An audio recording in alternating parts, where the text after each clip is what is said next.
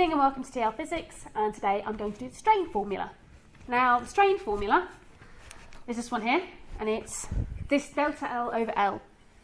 And what it is a ratio between the extension and the original length. So it's almost like a percentage. So this is my change in length, and this is my original length. And since both of these have the units of meters, strain has no unit whatsoever. Okay? So, let's talk about this. Now my strain, my wire, which is 1 meters long, I put 1,000 newtons on it, and it extended to 1.1 meters long. So my wire went from 1 meter to 1.1 meters long.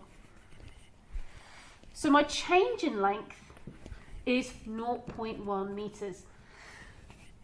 And my original length is 1. So my strain is 0.1 over 1, so that's 0.1. Now, importantly, just to make you aware, the exam board may put this in percent. So they may say this here is a strain of 10%. And you must be aware that if they do that in an exam, that you must convert it into the fraction equivalent. So they may say an object has a strain of 2%. That means the strain is 0.02. And that is strain.